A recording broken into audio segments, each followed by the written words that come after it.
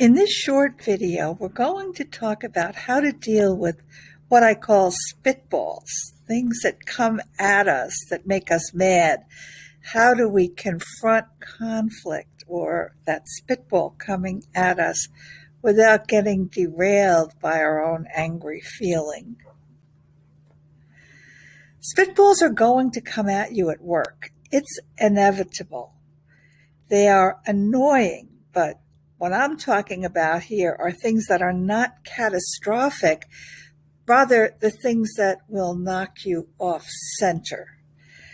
And I would say they are often, in fact, mostly predictable.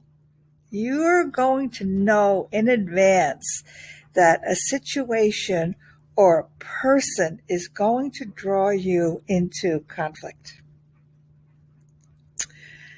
So here's a story from my recent coaching practice.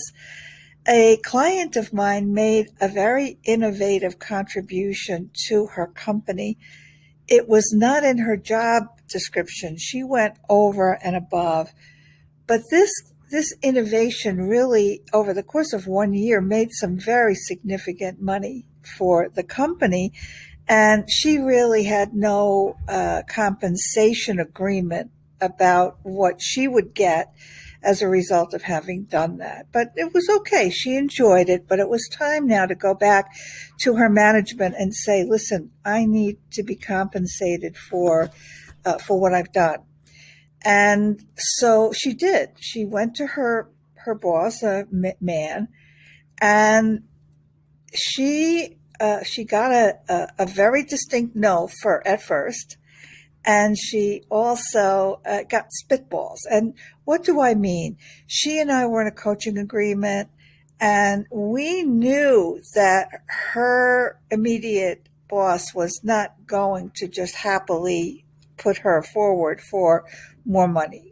That was pretty predictable. So we had the chance to think it through, think about what he might say, what he might do, where she would stand in response to his rebuttal. And by the way, this was a very, very legitimate claim on her part. The spitballs he threw made the word spitball come to mind because they were honestly so stupid. He said, well, are you going to take us to court now? Well, whoever said anything about that? He was, I think, caught off guard and just saying whatever came to mind by way of pushback. Well, she was prepared. She stood her ground, and she ended up getting a very sizable amount of money for her contribution and an ongoing share of the money. Good for her. So the idea is you can often know that conflict is coming. Prepare for it. Practice what you're going to do. Let the angry feelings come. Let them pass through you, and then go back to thinking about what your response is going to be. Rinse and repeat. I did a large project, a market research project for a company in the New York metropolitan area. And after the project was done and I sent my completed invoices, they didn't pay. They just didn't pay. And I came to find out this particular organization was known for this in the community. There were a number of what were called mechanics liens in the courts for all the ways and all the times that this company just blew off small contractors like me.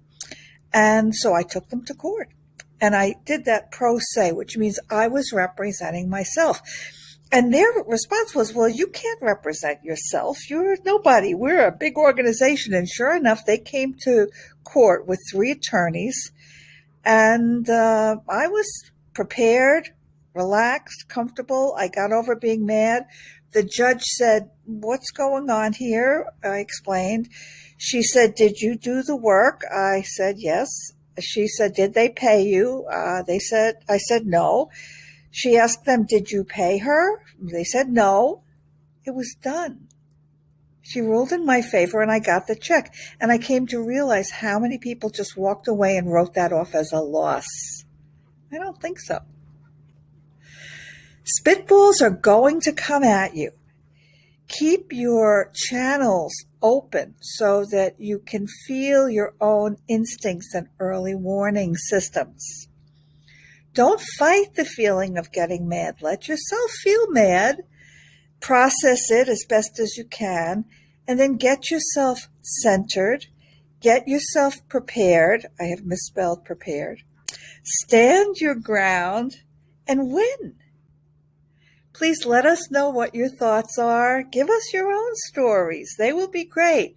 But when spitballs come at us, often we can sense it's coming and we can stand our ground, handle the conflict, and win. Work that satisfies, more rewarding, less exhausting.